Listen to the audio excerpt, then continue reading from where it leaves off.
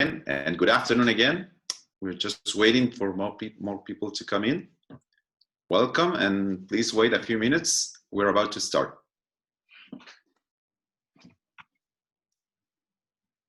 Just a few words. Welcome, Adrián Palacios, Alan Nahum, Andrea Rodriguez, Beatriz Herrera, Carla Achelevici. I'm sorry if I mispronounce it. Carlos Lider, Claudio Rojas, Eitan Judilevich. Sorry if I mispronounce it. Emma Chavez, Enrique Elias, Gabriel Jainon. We have a long list here. And welcome, everybody.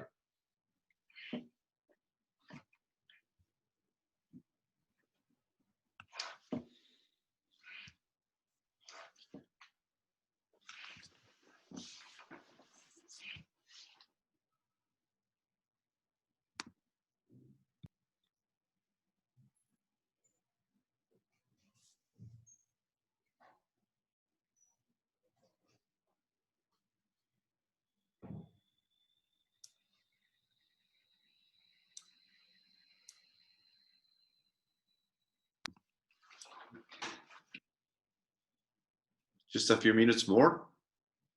Sure, no problem. And we start.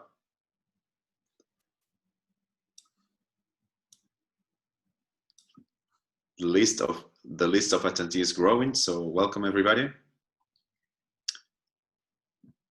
We have Juan Kuznar, Juan Solesi, Magdalena Silva, Maria Jose Galotto, Maritza Lopez, Matias Avila. Welcome everybody. We're going to have a great session today. A lot of insights and new learning.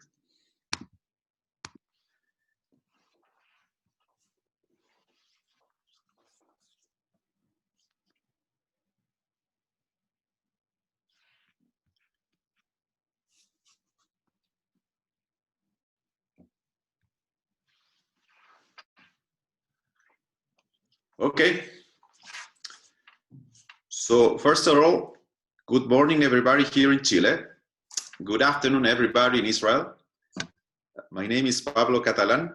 I'm the Director of Development and Innovation in the University of Concepción in Chile, in the south of Chile. And today, we're about to start the second session of our second forum of Chile-Israel Innovation and Academic Ecosystem. We are very proud today to have two great speakers. First, Michael Brandeis, and then Emma Afterman.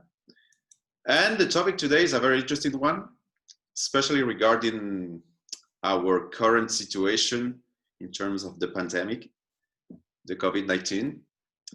And we have a big question today. What is the situation right now? And what might be new and future perspective for the future of universities in the post-COVID-19 period or post-COVID-19 times? I'm sure that many of you, especially those of you who work in universities as faculties or professors or teachers or researchers, have been struggling during this whole year in terms of new routines and new practices, in terms of teaching, in terms of research, in terms of innovation, and even in terms of entrepreneurship. Particularly regarding teaching, I'm sure that those of you who are professors have been asking several questions during this year in terms of whether or not we are being able to meet all the requirements that our students are demanding in terms of learning. Whether or not we are doing a very good job, because this new word is a hard one, a difficult one, and especially a new one. So welcome everybody. For us in Chile, it's an excellent opportunity today to learn from our speakers regarding the situation that Israel have nowadays in terms of the new practices and the new experiences that they have been able so far to implement and to create, I would say. Israel has been a very good example in terms of how to build a science and technology-based economy, a knowledge economy, with very good practices and very good routines regarding innovation and entrepreneurship. Many of developing countries look up to Israel to learn, to discover and create new paradigms, especially when you're asking yourself, how we can get or how we can reach a new development level. So to start today, we are very fortunate to have with us Professor Michael Brandeis. Professor Brandeis is an associate professor at the Department of Genetics at the Hebrew University of Jerusalem in Israel. He has been studying the cell cycle in his lab for more than 20 years and has published dozens of research manuscripts. Professor Brandeis was a visiting scholar at the Cancer Research UK in London and at Stanford University in the States. Professor Brandeis teaches a variety of courses to undergraduate and graduate students of all faculties of different colleges, and served as head of the biology teaching program at the Hebrew University in Jerusalem. He travels extensively in Africa, and as we talked earlier with Michael, in South America.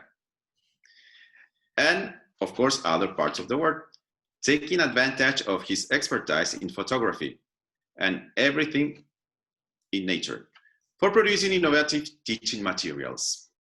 So Michael is a very interesting case in terms of how you can associate different topics, different materials, and some issues that might be not related at the first sight with teaching. These materials serve to teach and to create awareness amongst his students and the public to central issues of evolution and conservation. He has produced the highly popular and successful MOOC, Sex from Molecules to Elephants. Professor Brandeis co-organized a forum of academic discussions on online teaching in Israel. The forum discussed how online courses can be built at different levels of investment and how online components can be successfully integrated into classroom or Zoom courses, something that we do nowadays every day. The forum hosts lecturers, entrepreneurs, students, administrators, and consultants from various fields of online teaching in Israel and abroad, and deals with the future of academic teaching. Michael, thank you very much for being with us today. You have 30 minutes for your presentation, and after that, we are completely open to receive your questions. Please write down your questions in the Q&A section. I will read them, and of course, with no bias of selection in terms of stating and saying the question to Michael.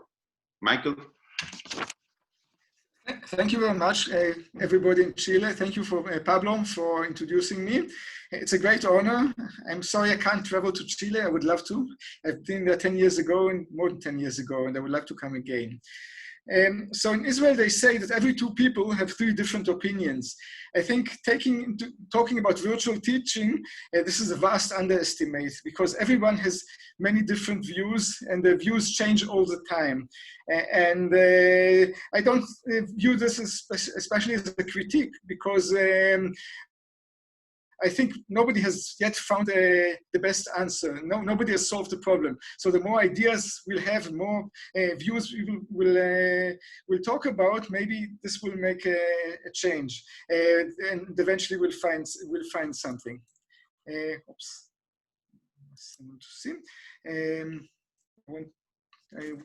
Do you see my? I know I have to share my screen. Okay. So, just a moment. So when I was asked by Professor Diamond to talk about the virtual teaching in universities in Israel, I must admit this was an interesting experience for me. As a biology professor, I usually teach biology. In recent years, I got almost by accident involved in online teaching when I responded to one of the tenders to prepare an online course. I was told I can choose any subject, and so we submitted and we'll get about $200,000 to make the course. So I thought about some of the courses I was teaching, and in the end I chose a course about reproduction. We call it Sex from Molecules to Elephants. Let's see.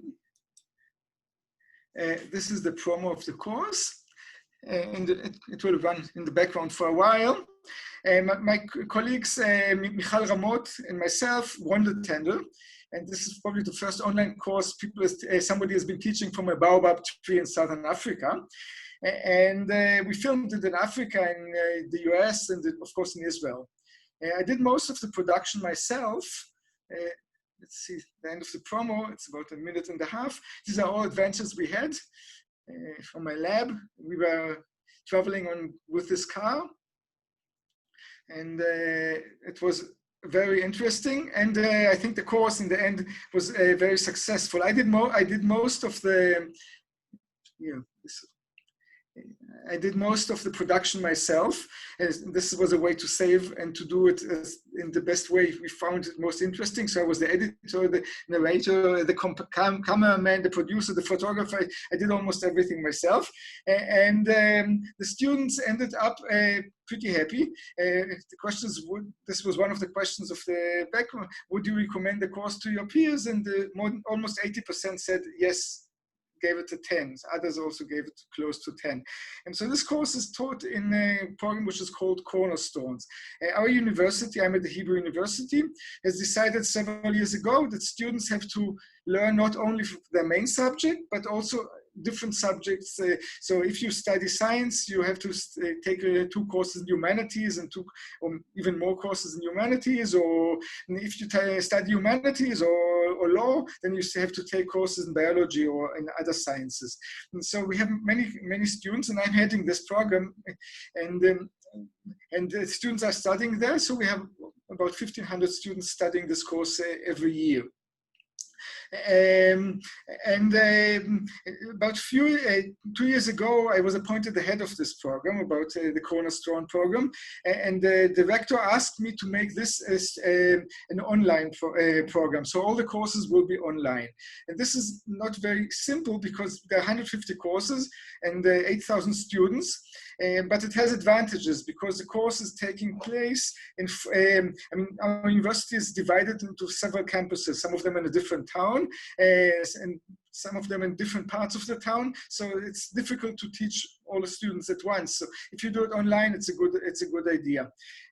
But these were different times. Students were pretty much against, not students, the teachers were very much against teaching online, and many of them even refused to be filmed, so the videos would videoed of their lectures. Maybe when we talk about online teaching, it's very important to remember who the stakeholders and who the players are. And we have students, and we have student unions, and we have the junior lecturers, which are always afraid to get fired if the talks will be videotaped. And we have the senior lecturers, which have a different view. We have teaching and learning centers, which are have their own ideas. Then we have the university administration who wants to who want to save money and have all kinds of ideas. And we have the Council for Higher Education, which manages all the universities in Israel and colleges. Then we have government, and we have politicians who always want to be popular and want to be re-elected, so they want to please the students. So we have lots and lots of stakeholders, and each of them has a different idea what should be done and what should not be done. And online teaching is something which is very new. So we have a very good teaching learning center at our university, and the end of last semester, they asked students several questions. And they asked, would you like to continue to study online after life will get back to normal? And surprisingly, only 20-something% said no. All of them, some of them said we want to learn only online, and some of them said we want to learn partially online. Some of them said we want parts of the courses to be online. And this was about 5,000 from about 5,000 students. But this is maybe not that surprising. What is even more surprising was that over 900 lecturers answered in this way. So only about 30% said they want to go back to normal, completely back to normal. All the others said we want to introduce some of the online tools we learned about now into courses, and some of them we want to teach only online. And so this was a huge transition. I think 100 years of normal evolution wouldn't have done what COVID-19 did within several months. And we must remember this was after the end of the first semester teaching, and it was a traumatic semester. It was hard for everybody. It was for the student, it was hard for the lecturers, it was hard for the university, and still so many people still want to change. This is a golden opportunity to introduce changes. So it's we just wanted to see. Sorry, I didn't translate it. But what were the important things? What helped them most? And many of the students were liked. They can study wherever and whenever it's convenient for them. So they are able now to study at their home, or they can study in a different place, or they can study at work, or they can do all kinds of things. And if there are two courses at the same time, they can watch the videos of different times. So I guess most of you know what MOOCs are. MOOCs came up about a decade ago, massive open online courses, and we have several international agencies who make them. We have edX from Harvard and MIT, and we have Coursera, and we have an Israeli one, which I'll talk in a bit more detail later on. So basically, Israel's higher education system is funded by the government. It's supposed to be apolitical, and it's partially apolitical.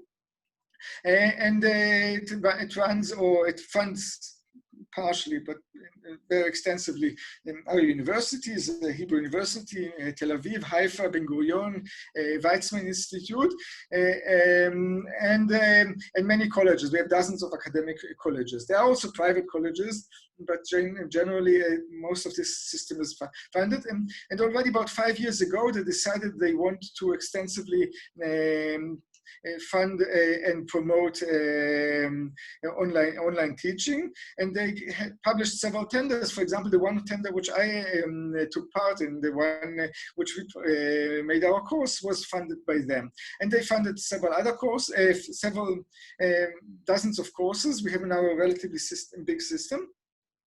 And most of it is done by what's called Campus IL. Campus IL is the Israeli online teaching. It was not sitting in the education ministry, and it's not even now in the high. We have a new higher education ministry. We have a very bloated government, so everybody needs a job. It used to be in the equality ministry. Now I think it's in the digital ministry.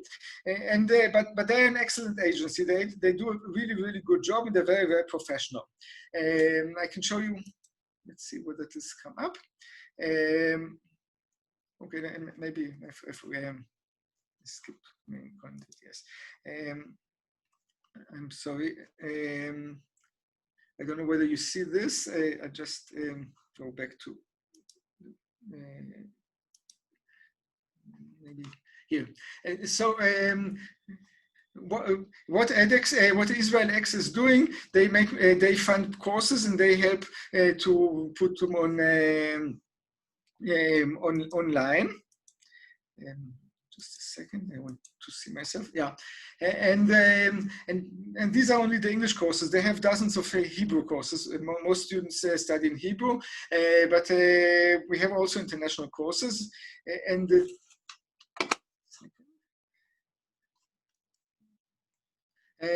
And all their courses are for free, so everybody can study them, whether people at university, students at universities, or the general public, or students in schools and pupils at schools. Everything is open and free. And so they have many academic courses. They have high school and preparation courses. For example, our course can be studied also in high schools, and they will get academic points for it. So already at high school, people can take university courses, and they will get some credits for that for later on. And then we have courses which by government for government development, vocational training, and 21st century skills, whatever this is, and they prepare also for matriculation at high schools. They have a very popular course for psychometric course. Every every pupil who wants to go to university has to undergo some national test, which is called a psychometric test, students usually had to take very expensive courses for them to prepare, and now they can have it for free on this platform. And this is a very popular course. And the grades they get are as good as those that pay a lot of money in private courses. They have vocational training and for all kinds of populations. For example, for ultra-Orthodox students who usually don't go to universities, and for further education. They do have the education for teachers, various ministries use their courses, back to employment 60 plus, various other things. And here you have some of the numbers as of 2020. About 2 million unique users have visited the site. So we have a population of about less than 10 million. So a lot of people are accessing it. We have 390,000 enrolled users, and we have most of them are from Israel, but there are many international ones. We have 157 different countries studying these courses, and many of them are really high level, and they have very popular. So this is what Israel X is doing, and it's open for all of you. So for all of you in Chile as well, all the international courses, they're free. You can use them, and you're welcome to use them. There are various other Israeli courses on Coursera. For example, a very popular course called From None to Tetris about computing. There's a popular course about the brain. So lots and lots of courses were made on this platform and on other platforms. However, in universities, still online teaching has been relatively limited until recently, and so the Council for Higher Education has now published a new program, and each university which wants to get money from this program has to make more online courses, has to enable other universities to use their program. And this is a contentious, because every university wants students to come to it and not to share courses. But the whole idea is that these courses can be shared, so each university can use them. And there will be a lot of collaboration. And if you want to make a new course, it's usually a good idea to collaborate with another university, and your chances of getting the money are higher. We have just won another tender about a course about movement and sensors, sensing and moving, and we made it together with the Teachers College in the north of Israel.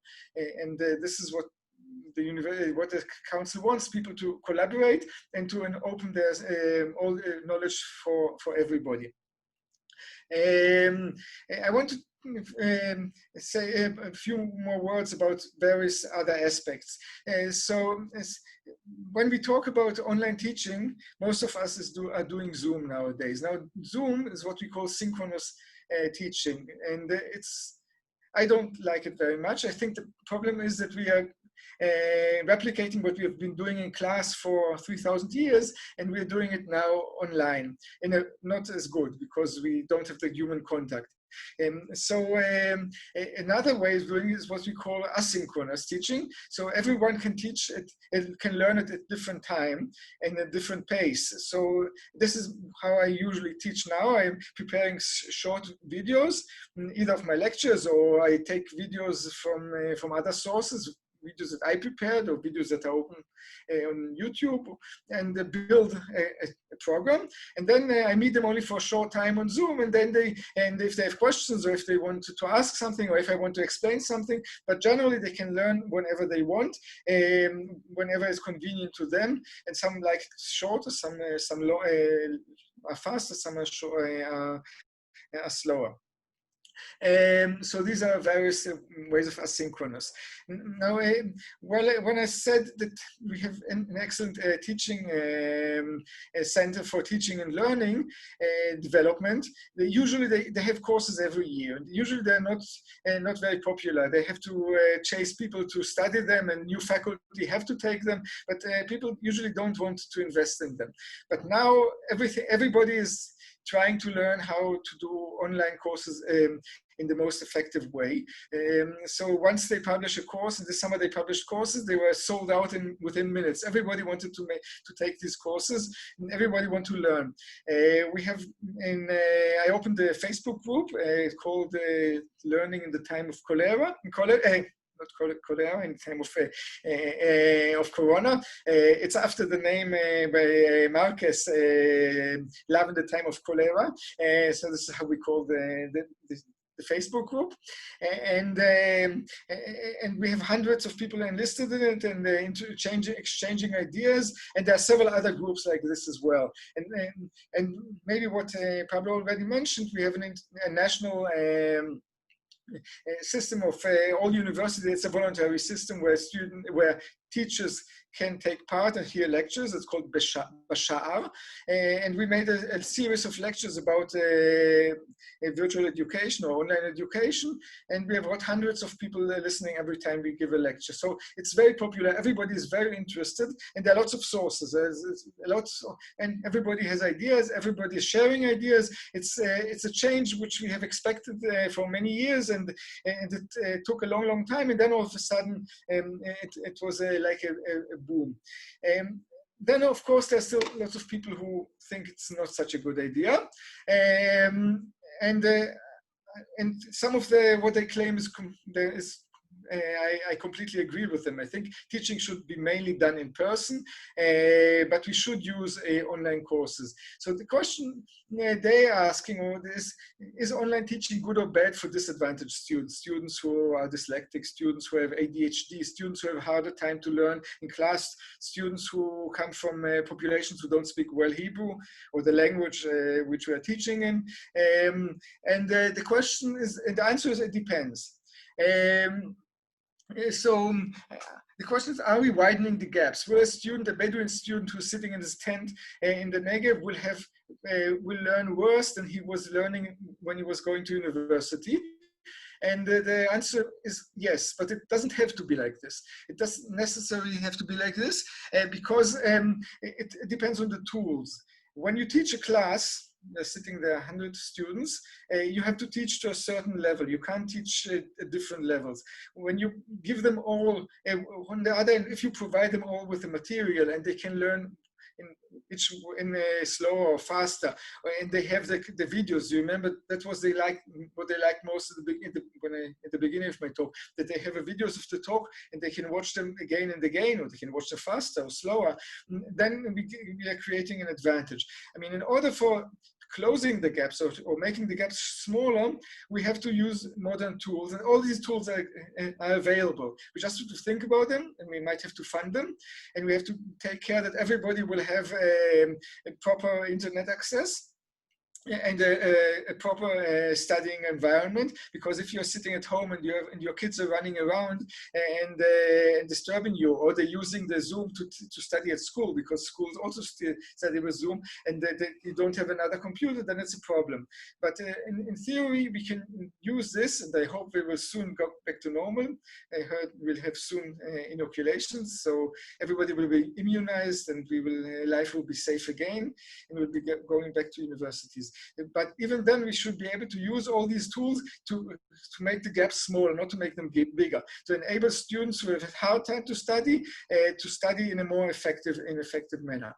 And these are, we have MOOCs versus SPOCs. MOOCs is the open line. SPOCs is what we mainly teach now, small private online courses. They are closed. We use Moodle. I don't know which learning system you're using in Chile, but we are using a lot of Moodle, which is an open source. I didn't like it until a short time ago, but now I learned how to use it, and it's pretty effective. You can do lots and lots of things. That's also one of the problems with Moodle, because there are too many things you can do. So you have to find which one to choose. And I think that the future will be what we call hybrid studies. I'm showing Barbara Oakley here because Barbara Oakley produced one of the most successful MOOCs in the world. It's called Learning How to Learn. I warmly recommend it to everybody. And she produced it with a very small budget. I think she spent $5,000. She did it in her own basement. She did everything on her own. The idea is that you can do very simple and very easy. If you think about the pedagogic aspects and not only about the technological ones, you can do very, very good MOOCs for very little money and do it in a very effective way. You can do MOOCs or you can do SPOCs or whatever. Okay. So this is what I wanted to show you and share with you. I just finished. Oh, okay. And I'll be very happy to take questions about our system, which is mainly encouraged by the state, and each university is taking its own way. I mean, Tel Aviv University, for example, produced a lot of MOOCs, and they're very advanced in this, and they have a whole center. Our university is just starting, and but I think we will catch up, and our quality is not as worse is as good as theirs, and if not better. But we'll make many more courses for everybody, and we'll have to find the golden situation where we'll use both online and normal teaching, and when everything will be back again to normal, and what we call now hybrid teaching. So I'll be very happy to take questions now. Thank you very much, Michael. For those of you in Chile, no problem if you write down your question in the Q&A section or the chat section in Spanish. We will translate them and give the questions to Michael. I have here one question from Adrián Palacios. I'm going to read it, Michael. Yes, sure. Thank you. Thank you very much for your interesting talk. How do you think we will face in a few more years the international collaborations in terms of teaching, given all that you are developing for the online classes? International students will take courses everywhere and validate them in their respective countries. Are there global initiatives in this respect? This changes everything, doesn't it? Yes, I agree. I think international collaborations should take place, and actually they're taking place. For example, our university has an international, and it's an excellent idea to advertise our course. We are trying to everybody to share it with other universities, and we'll be happy to help them implement it. Actually, it's online, so everybody can use it. But we'll be happy even to find ways where you can get certificates for that, or in international collaboration. And the courses our course is also in English. There's many courses which are also in English. For example, if you make courses in Spanish, only few people here might be able to use them, but there are many people speaking Spanish all over the world. So I think this will enable people to really collaborate internationally. We also have to be careful, on the other hand, that not everybody will study only MOOCs and then not go to university. But in fact, this doesn't happen. What we had, MOOCs are around for 10 years, and universities are stronger than ever. Actually, this year we had more registration to our universities than ever, because students couldn't travel and students couldn't work, so they went to university, and universities are cheap in Israel, and so lots of people went to study. And I fully agree. I think we should make as much international collaborations, and edX, which is they charge some money, but it's basically a non-profit. And we have Coursera, which are for-profit, but there are other internationals, and even if they're for-profit, they still can be used. They don't charge a lot of money, and now they opened it for everybody, especially during this time of the pandemic. Has this answered my question, or for your question, or do you have any? Yeah. I think it was a very good answer, Michael. Yeah. If Adrian got more questions, I will read them here. We have another question from Christian Engelman. What do you think about the traditional to learn? Do you think it's necessary to go to school and university in the future? I think teaching in a class with students is still a very important part of the education. What I usually like to see as a future more is what we call hybrid. There are many things you can learn on your own. Usually the teacher, when I went to school, the teacher had the knowledge and we were just hearing what he had to say, and I didn't even have an encyclopedia at home. I had to go to the library. Now everybody can look up Wikipedia, and everybody has got the knowledge. So the teacher should help us to find what's important, to help us to find what to think. I think the interaction not only with the teacher, but the interaction between the students is very important. The students have to sit together, they have to talk, they have to discuss. So things will change. And I think what happened now will make a big change. But I see, at schools, kids are not very happy to study only from online. They want to be with their friends. And it's not only a social thing, it's also for discussing, for learning together. I think the human contact, what we have now learned is, they say that human contact kills, but I think human social distancing is killing. People should be able to learn together, to collaborate. And one issue which I didn't mention, which I think is really important, is the question how you do examinations, how do you test the students. And this is a major issue, because I think the way you evaluate the students, that's the way how they're going to study. And I think evaluation has to be changed. In my course, for example, we make very short questions after every one of the videos, because we want the students to learn. We don't care so much to test them or to give them a grade. I don't care about grades. I want them to be involved. And this is sort of, and we have to find other ways of testing them than just have this big test at the end of this big examination at the end of the semester, because this is not what they usually. What is encouraging to learn. Any more questions? Thank you, Michael. Yeah. We have another question here. No name, but anonymous attendee. That's quite a name, right? Mm-hmm. What do you think about online certifications? Will online courses lose value in terms of certification?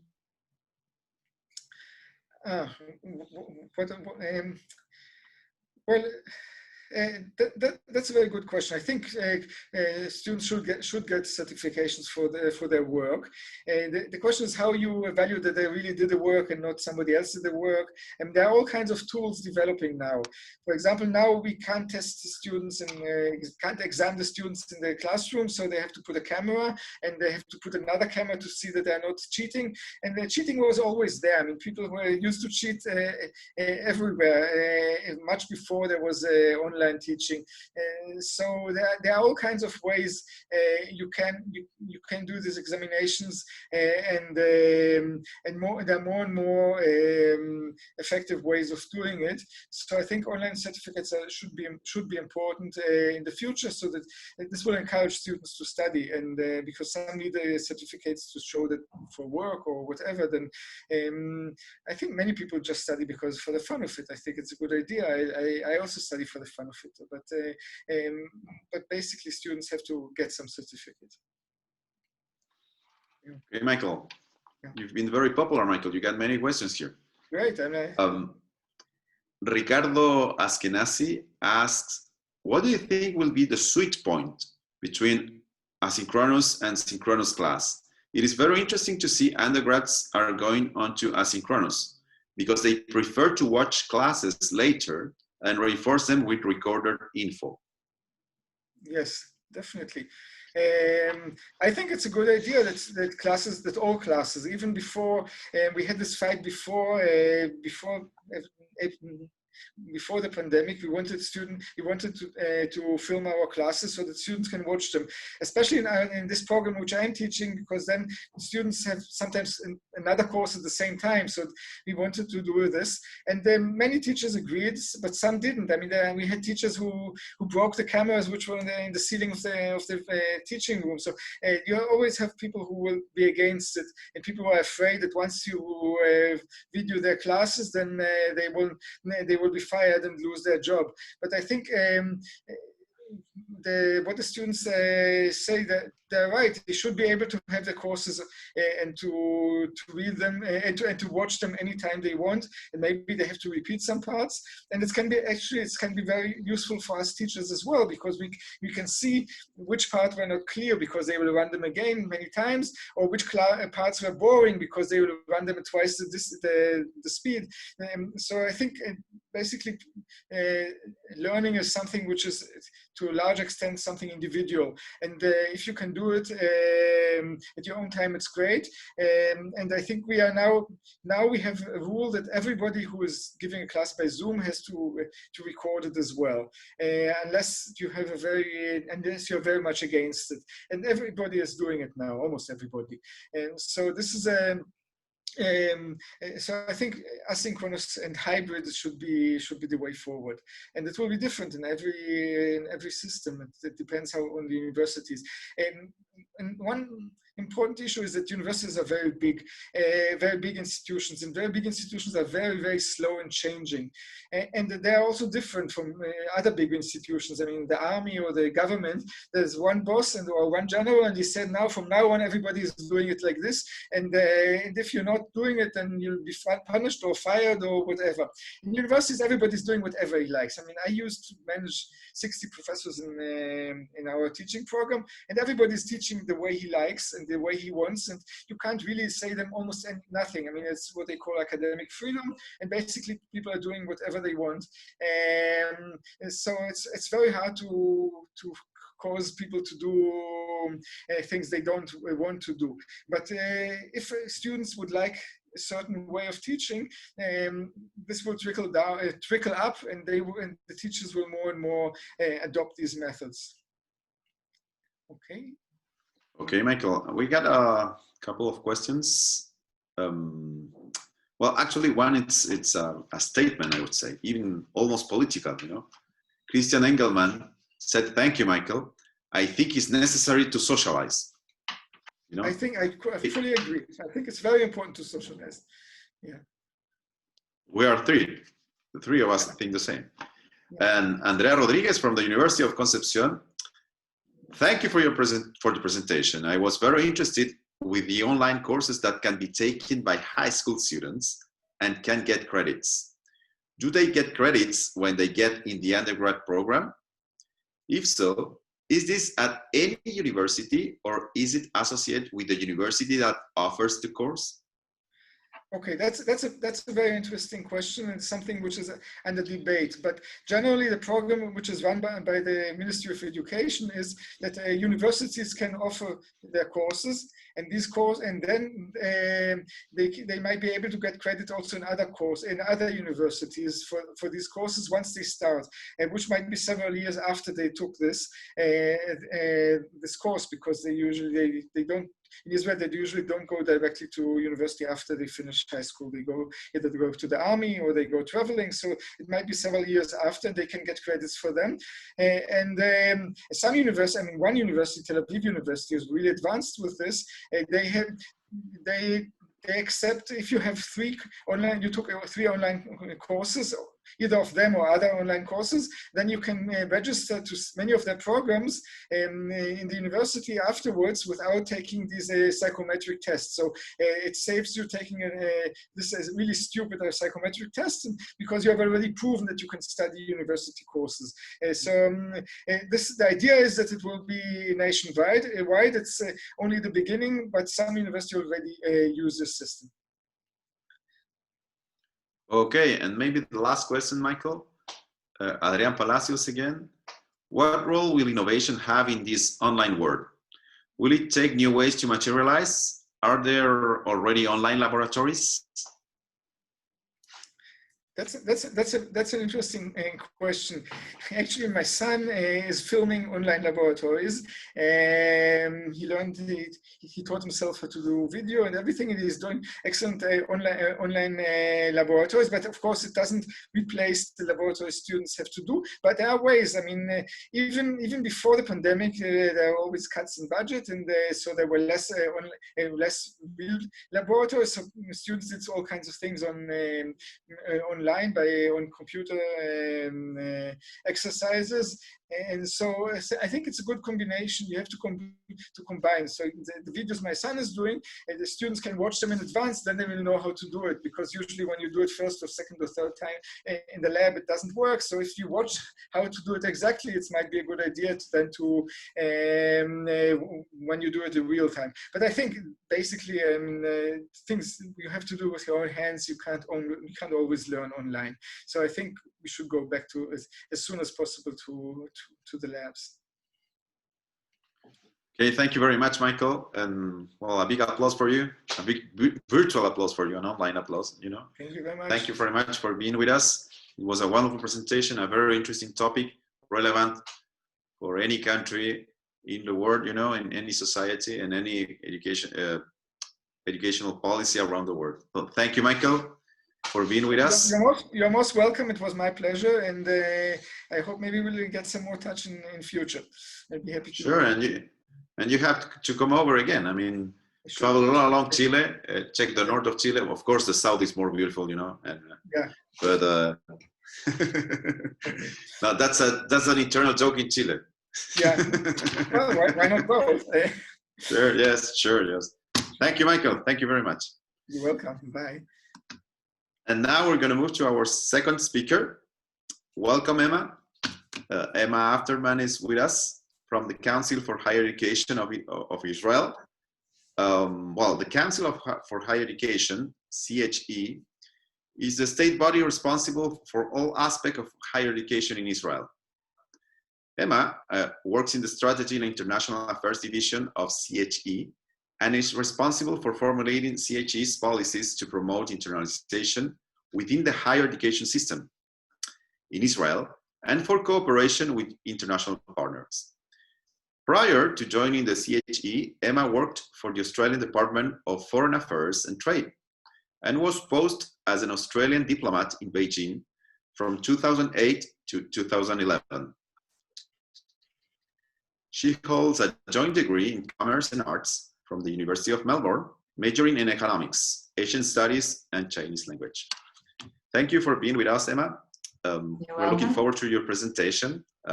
You have 30 minutes, and after the 30 minutes, we have an open session in terms of questions and answers. Again, to everybody here in Chile and in Israel, you're free to write down your question in the chat section or the Q&A section, and feel free to write them down in Spanish, no problem. I will translate them for Emma. Okay, Emma. Thank you so much for the kind introduction, and I'm very happy to join today's event, and I'm glad that these kind of things can happen even with the challenges that we have in this time. So as Pablo mentioned, I am working for the Council for Higher Education of Israel, which is the main body in Israel, which was set up to regulate and also fund higher education and research in Israel. I have a PPT which I prepared. Is it okay if I share the screen? Yes, no problem, Emma. Okay. One second, I'm just trying to do it. Okay.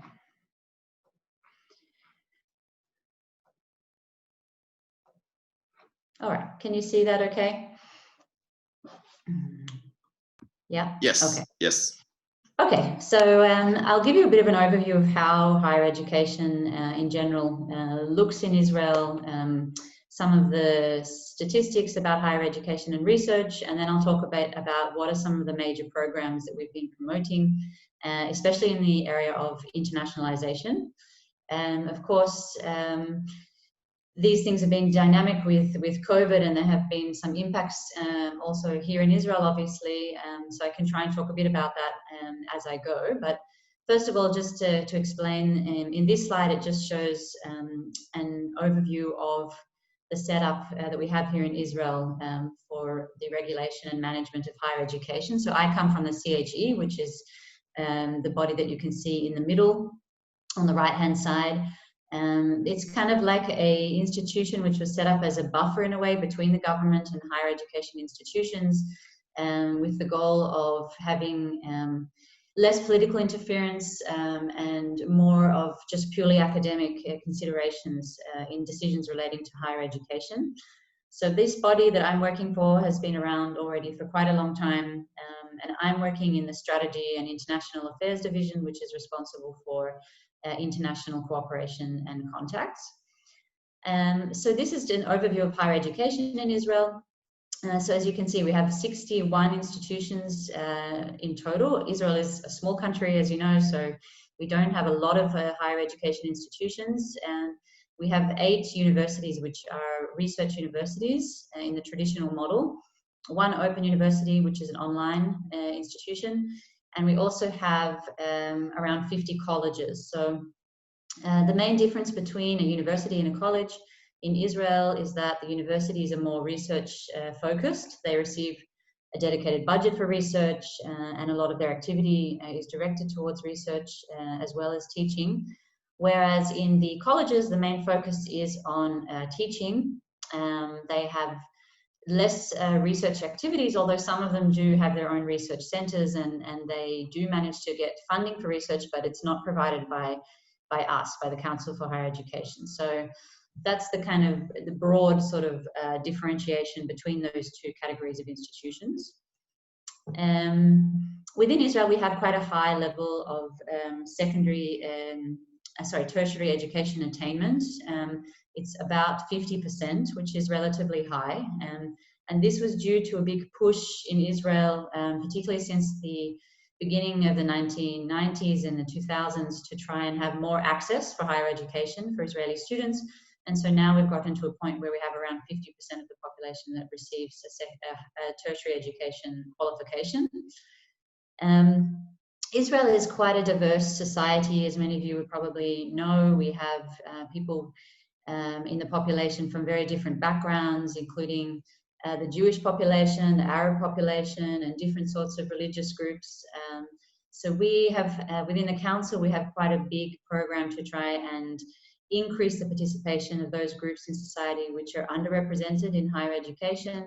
If anyone is interested, I can talk more about it. I won't go into too much detail, except to say that some of those programs have been quite successful, but it's challenging because generally the minority groups in Israel have less of an access to both secondary education, and also their skills and knowledge are a bit lower than the general population. So trying to encourage them to enter into higher education can be a challenge, but we have made some progress on those issues. Actually, in Israel, we've had a bit of a change also as far as the fields which are studied in the universities. So here you can see that over the last 10 years, we've had a big switch from social sciences being the largest field of study to actually engineering now being the largest field of study. And the reason that this happened was because there's been a big push by the Israeli government to encourage more students into engineering or into other fields which are related to the high-tech industry. Obviously, as you would have heard already, high-tech is one of the most strong fields in Israel as far as the economic fields in the Israeli economy. And so there's been a big push to try and have more students going into those fields to make sure there are enough people going into the high-tech companies. So this is also relevant, I think, for international students who are looking at coming to Israel, because we have more and more programs in English in these particular fields as well. And we also try to aim to change our approach to higher education so that we have more flexible lifelong learning options for people from different backgrounds. We know that this is something which is becoming more important, that people need to reskill or upskill during their career. And so Israeli universities and colleges have become also more active in changing the sorts of programs that they offer, whether that's the traditional academic degree, as you can see on the left, or an academic degree which combines some other form of profession as an add-on to the degree, or something which is a bit newer, which is developing, I think, around the world also, is smaller scale programs, sometimes known as micro degrees. These can also be online programs sometimes, whereby people can come and focus their studies in a certain area for a shorter period of time to gain more knowledge of a certain field, or to increase their skills in a certain area. And the academia in Israel is also becoming more and more aware of these opportunities, and also to offer different programs as well. So digital learning is also a big field, and I know that we've been speaking about this throughout this event.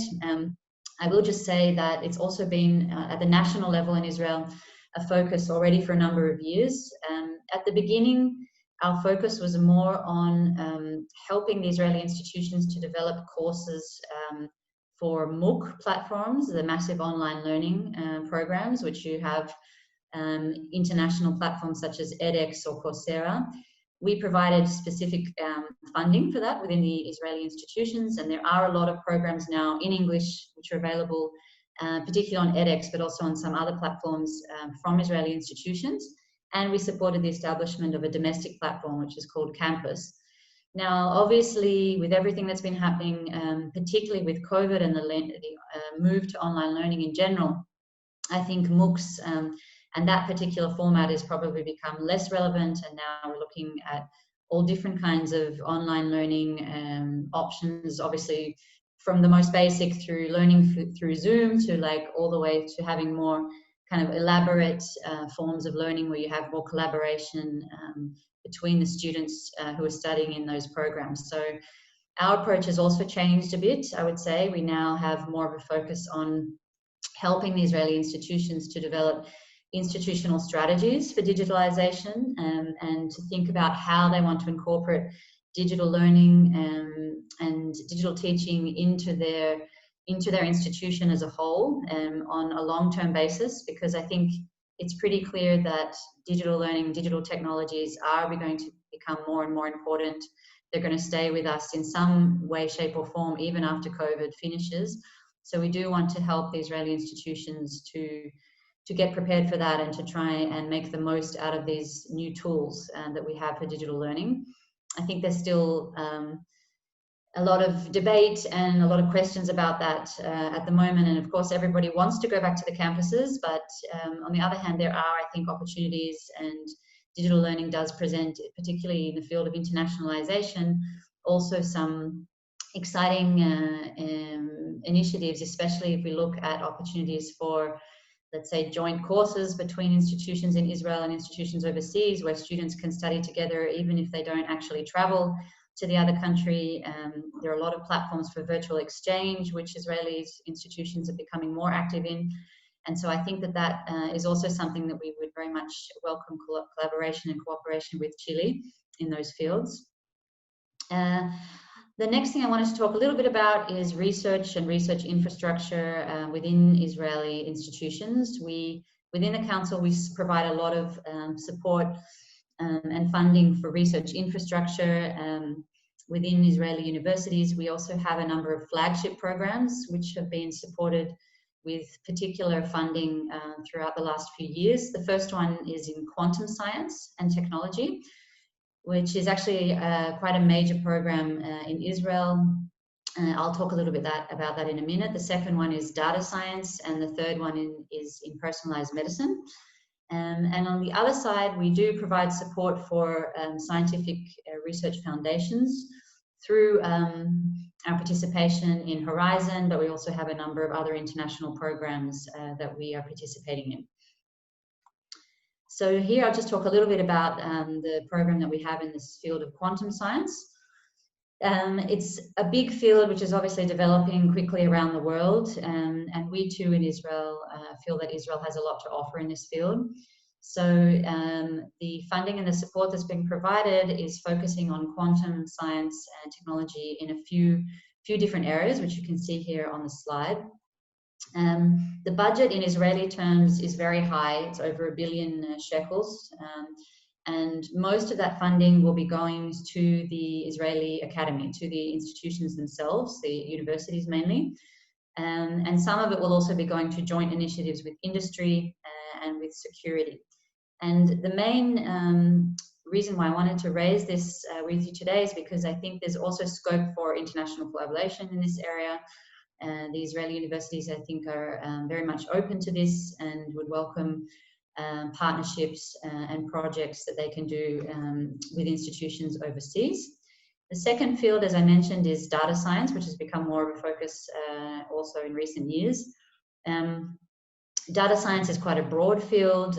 It includes some core disciplines, which you can see here on this diagram, but it also impacts and has the potential to be used in a lot of different fields of academic studies. So we've also been providing more support for Israeli institutions, mainly to develop research centers in the field of data science. So in a lot of institutions now, they have dedicated centers which are set up in order to centralize and to promote research in all areas relating to data science.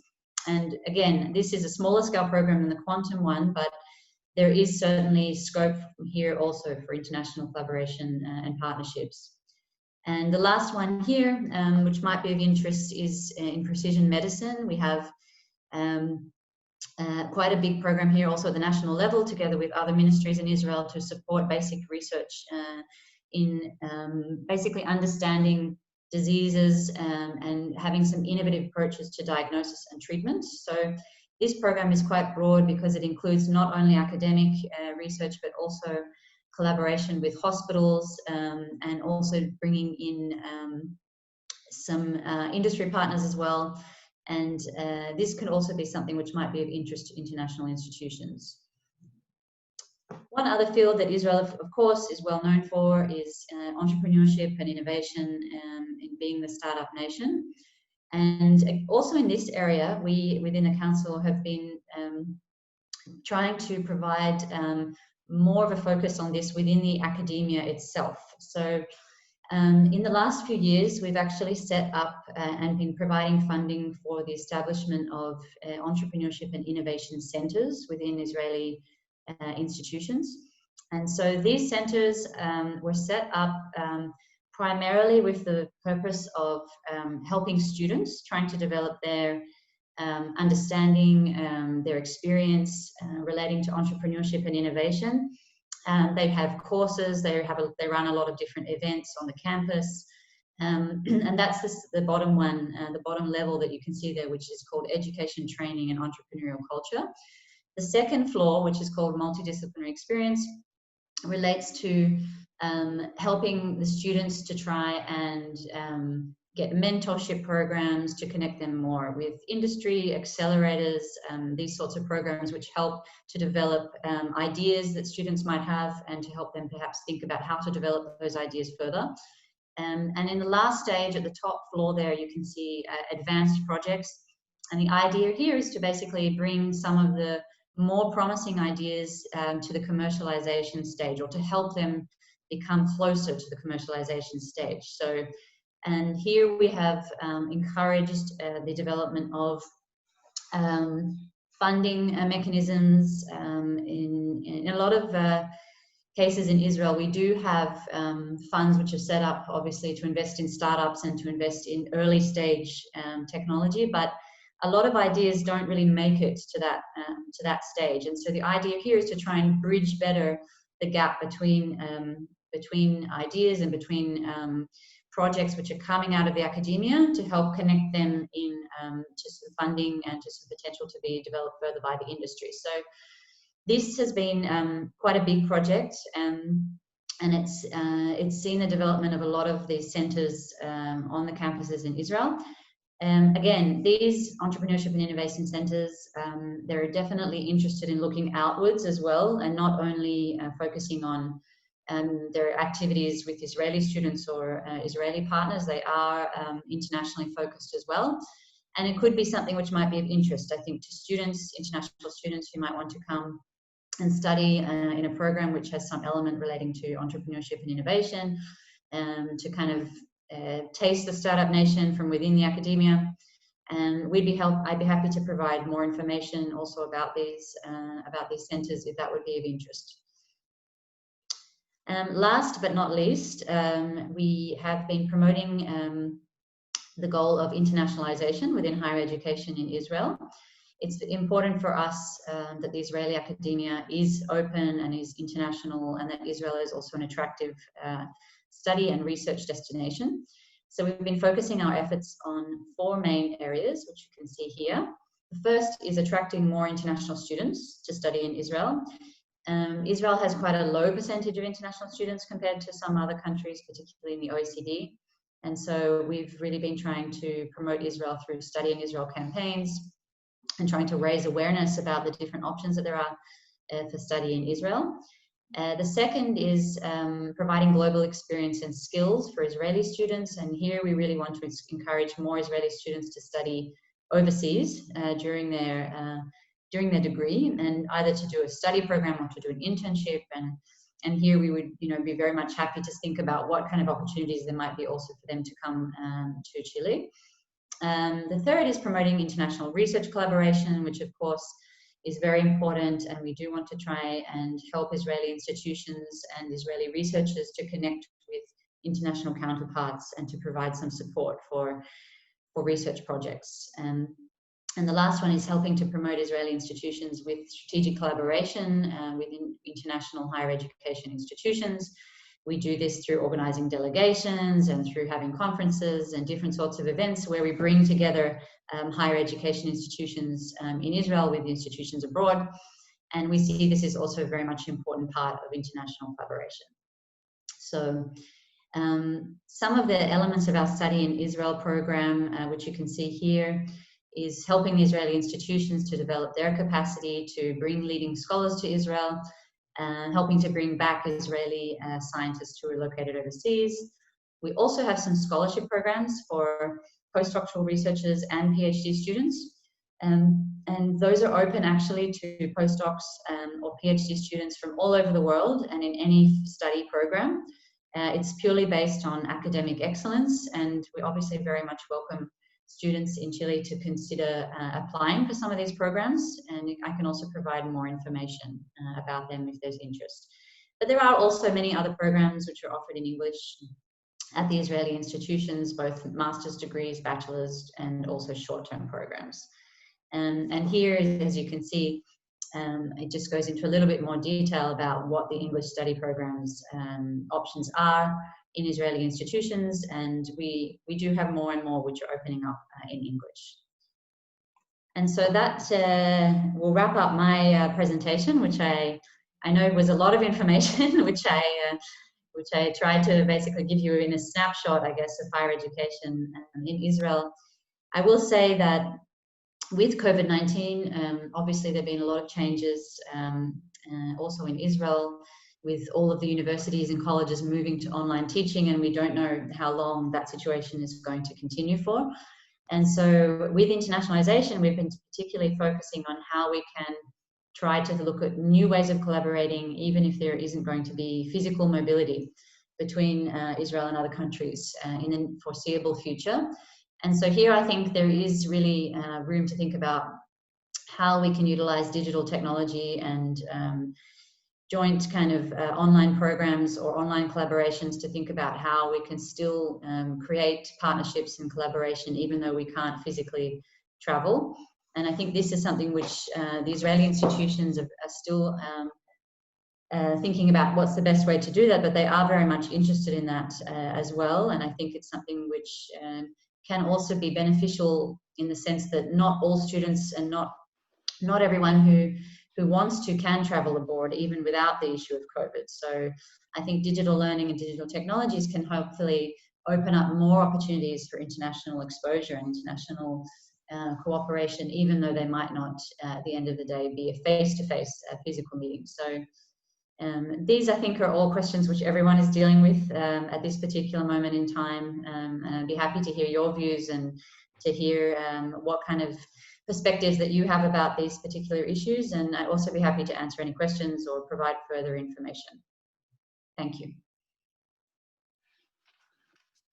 Thank you very much, Emma. It was a very interesting presentation. A lot of information, as you said, but it was really relevant for us in Chile, particularly for those of us who work in the university work here in Chile. So again, the room is open, the floor is open. We have a question here, Emma, for you. Mm-hmm. Adrian Palacios asks, thank you very much for your interesting talk. The population of Chile, like Israel, is small, 17 million.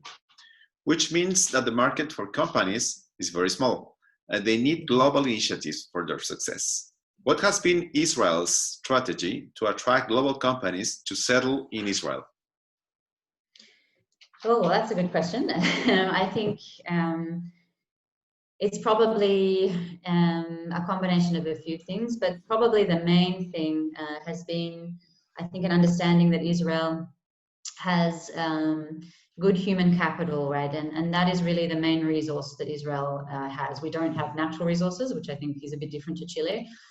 Our main resource is our people. And so that is why education and higher education is very important, because the academia is basically really the pipeline for that human capital, which goes into high tech and goes into the Israeli economy. So we see the academia as having a very important role in that.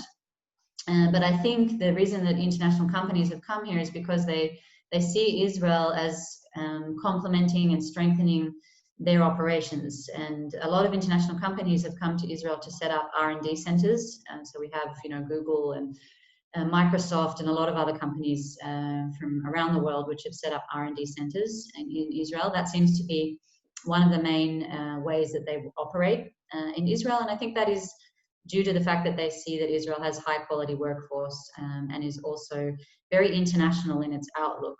Because Israel is such a small place, a little bit like Chile, Israeli companies, Israeli startups, they need to really face outwards and to think always about international markets. So I think that kind of mindset also exists really in Israel. I would say traditionally Israelis have been more focused on the US as their kind of main market, but that is also changing. And now we have different areas of the world which are becoming more important and obviously developing quickly. And I think Israel has become more and more open also to working and to having collaborations with other countries and different from other parts of the world. So at least provide some of the answer that you're looking for. Great, thank you, Emma. Juan Kusnar, he asked you how important is to develop empathic meeting places to promote collaborations between the academia, politicians, and financial world. Okay, so bringing together the academy, politics, and the economics. Is that that's what I understand from that question? Yeah, I think that's the question. Yeah, yes. This is I think that's a good point. In Israel, I would say that Israel, is quite a vibrant democracy. We have a lot of different, ways that people can interact in different parts of the society. So I mentioned in the beginning of my talk the fact that the academia in Israel is very independent, and I think that's a principle which is very important for the Israeli institutions, that they feel like they have freedom, academic freedom, and freedom to manage themselves the way that they best see fit. Our approach within the council, in our vis-a-vis the institutions, but also in general with politicians or with the companies, is that we try and set the goals or the policy at the national level, and to try and incentivize the system to go where we want it to go. But at the end of the day, we don't like to tell them what to do, because I think, as I said, the institutions themselves, they know what they want to do, and so we don't want to interfere in the day-to-day running of their activities. We try and incentivize, we try and nudge the system to go in the right direction, but we try and do that really at a higher level rather than going into their day-to-day operations. And with the government, we also, I think, we try and maintain good relationships with the different government ministries. We have a slightly unique status in that we're not a government ministry. And obviously in Israel, we have also contact with different bodies like the Innovation Authority and the companies themselves. For example, when we developed the program in the field of quantum science, we did a lot of consultation with companies, and we have like a committee which is made up also of people from the industry, because we really try to make sure that what we're doing is in sync with what the industry is looking for. there's obviously a need to make sure that the academia continues to be relevant and continues to provide the kinds of students which the industry is looking for. So we're sensitive to that, obviously, and we do try our best to keep those lines of communication open and to consult with them as much as possible. Now, of course, it doesn't always happen in a perfect way. Each side comes with their own interests and their own particular things that they want to promote. So it's always a kind of process of give and take and trying to come to some kind of consensus. But we do at least try to do it in a way which is respectful of the different sides and what their particular interests are. Thanks, Emma. We have another question here from Jorge Gibert. Sorry if I bad pronouncing your last name, Jorge. I'm going to translate here.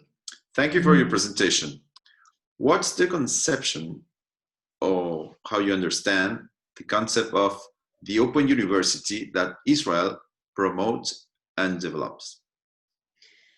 The Open University that I mentioned in my presentation, that's okay. Yes. Yeah, so the Open University in Israel has been around for quite a long time, and it's a special institution because everything that they do has been through distance learning. It's always been a distance learning institution. So at the beginning, it was not really digital, but over the years it has become more and more digitalized, and so most of the students are learning through online learning platforms. And this university has continued to keep that special kind of character. So if you go into their website, you can see that they have a lot of different programs, degrees, even research degrees, which you can do through distance learning. This institution hasn't been quite as international, actually, as some of the other institutions, which I think is interesting because now, obviously, with everything becoming digital, I think there's more and more appetite for international collaborations in this field. But it's a model which has been quite successful. They do have a lot of students who are studying there in Israel. And I think it's been successful because of the way it has like flexibility for the students, because it's online and distant learning. Students can choose the pace that they study at, and they don't have to go to the campus all the time. And so this kind of model, I think, has become more and more attractive for certain students, especially those who might be working or they might have families or other commitments. And so, yeah, that's the Open University, and that's the particular concept that is behind it. Thank you, Emma. More questions, Emma. From Adrián Palacios again. Thank you very much for your interesting talk. In Chile, there is an important gender gap. For example, women are underrepresented in the higher hierarchies of the university career, tenure, for example, the tenure track, lower salaries, and so on. How has Israel been addressing these issues? That's a great question. It's an issue which we have here in Israel as well. We see that at the student level, if you look at undergraduate or graduate students even, there are actually, in some cases, more women than men who are actually studying as students. However, when you start to go up further through the academic hierarchy, and you get to the stage of research students, professors, or leadership of the universities, we have obviously a gap, and we have an underrepresentation of women, particularly in certain fields, which I think is common around the world, that we have less women in STEM fields. So within the council, we actually have had a program specifically to address the representation of women in the academia in Israel. And this program has been trying to provide different kinds of support mechanisms to women through scholarships, for example. I know that also some of the Israeli institutions have their own programs to support women. For example, in Israel, you have a famous institution, which is the Weizmann Institute of Science. They actually have an interesting scholarship program which provides support for women who want to do a postdoc abroad. They actually give money to the woman's husband so that she can go abroad and he doesn't have to lose his income, because a lot of times the problem for women is if they go overseas to do a postdoc, for example, their husband has to stop working, and this is difficult, you know, for people who have a husband who doesn't want to stop working or doesn't want to lose his income. So these kind of innovative like models are becoming more common within the academia here in Israel. And also within the Israeli institutions, they do sometimes have particular people who are helping to work on this issue. We haven't still seen the big change that I think we need to see happening. Although I did mention, as you saw in my presentation, that we have more and more students who are going into high tech or engineering, computer science, these kinds of fields. And we have seen more women going into those fields as well. So that is an encouraging development, I think, but it's something that we need to keep working on as well. Thank you, Emma. I have a question, Emma. I mean, you mentioned in your presentation your research flagships program. And I'm very interested to learn, how did you make the selection process in terms of the very specific disciplines? Of course, when you mentioned the 3 or 4 of them, all of them are very important and relevant. But I was wondering if you have a previous process of selecting those areas. Yeah, so we have, what happens in Israel is that we work according to like 5-year plans. So within these plans, we normally pick like a few fields or subjects which are going to be like the focus of that plan. And in the run-up to each plan, we go through a process where we try and define what are the major issues that we're going to focus on. And this process is quite open in the sense that we consult with the Israeli institutions to hear what they think are the issues that should be given priority. But we also have to take into account sometimes other points of view. For example, the whole program that I mentioned to have more students going into high tech, that came because of a push from the industry and from the Israeli government to make sure that Israel didn't lose its competitive edge in high tech. So this kind of process, I would say, is quite dynamic. It involves kind of taking on board the views of a lot of different organizations and different people within the institutions, and then trying to kind of make a decision. At the end of the day, I would say there isn't really like a set of rules about how you can come to the final decision, but it really becomes the main point is to try and find what are those things which are really the key things which Israel wants to push and where there is a need for some kind of support. So for example, in the field of quantum, that was something which was identified already quite a few years ago as a field which Israel really needs to invest more in. And there was a big push from the government and from the industry to have more support for that. So that was why that program ended up being chosen. But each one is really a combination, I would say, of different factors. And actually now we're going to be starting the process for the next 5-year plan. So it'll be interesting to see what will be the new topics that will be coming up over the next 5-year period. I bet it was a very challenging process. Yeah, it's not easy. I'm not really so much, the one that has to make these decisions, but the people who, are the head of the council, for example, it's not easy because there's a lot of competing priorities. Yeah, Sure. We have another question, Emma, from Rodrigo Roa. For our institution, it's very important to create collaboration programs. In this matter, it's possible to explore scientific and academic alliances between both universities, in particular with our Faculty of Physical and Mathematical Sciences at Universidad de Chile and yours. Oh, it was mainly an invitation. Kind of an open question. Okay. Sure. I have another question, Emma.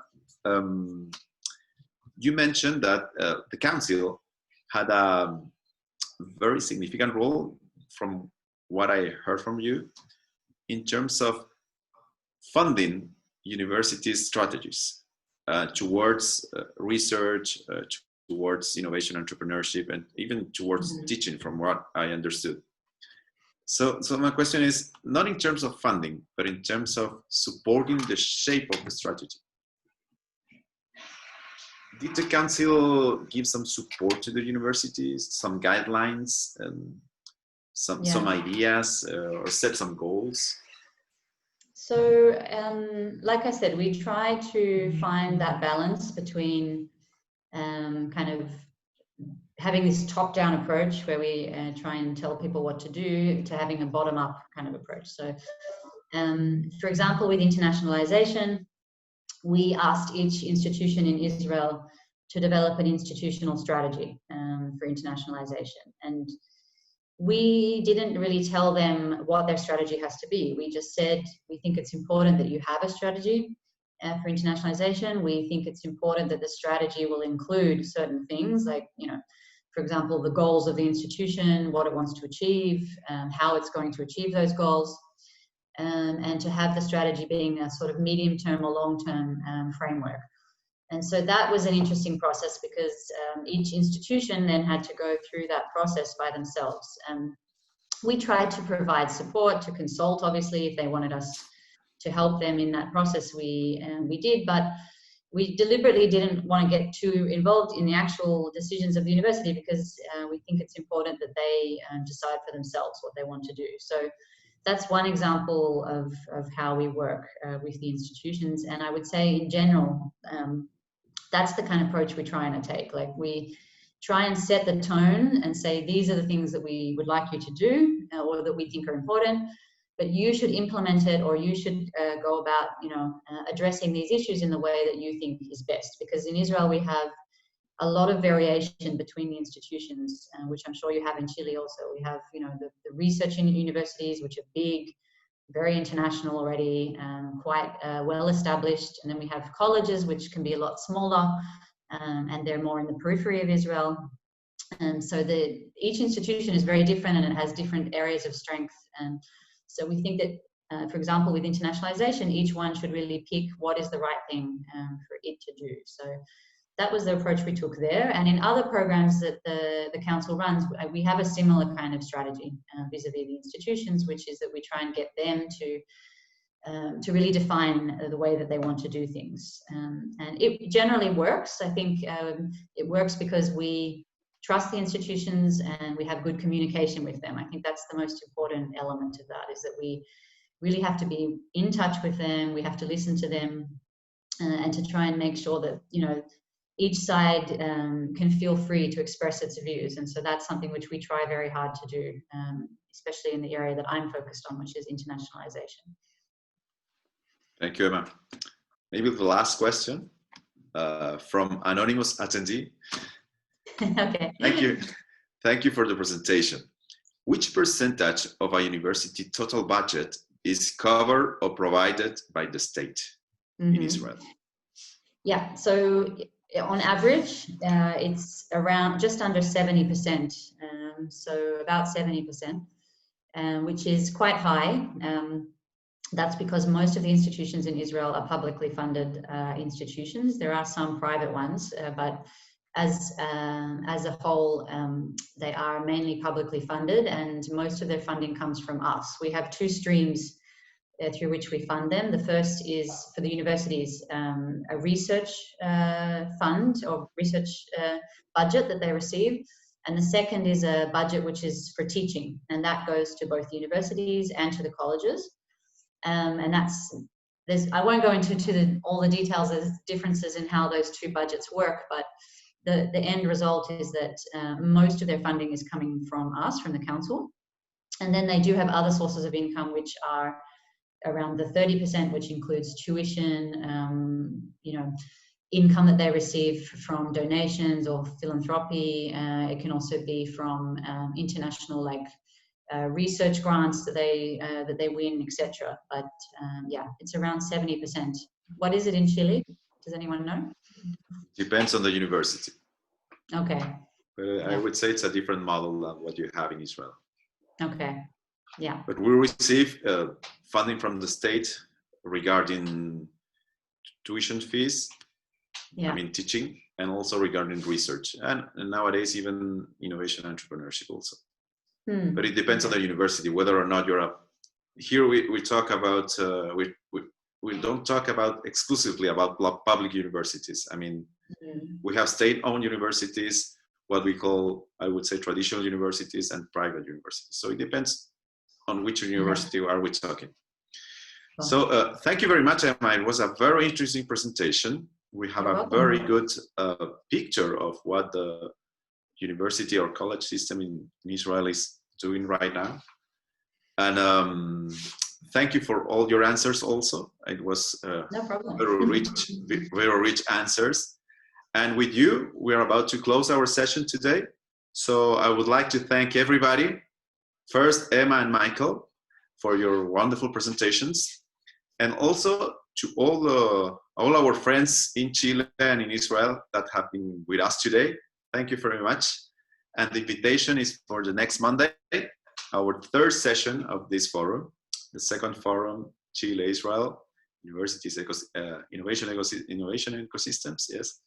And we're going to continue the discussion about Israel universities from an international perspective also, and also always thinking about this post-pandemic new period, which will be very challenging for everybody, and I'm sure many changes for each university in Israel, in Chile. So thank you very much, everybody. Thank you for your questions, very thoughtful questions, very thoughtful questions. And see you on Monday. And thank you, Emma, again. No worries. Thank you. Thank you. Bye-bye, everybody. Un abrazo a todos. Bye. Bye.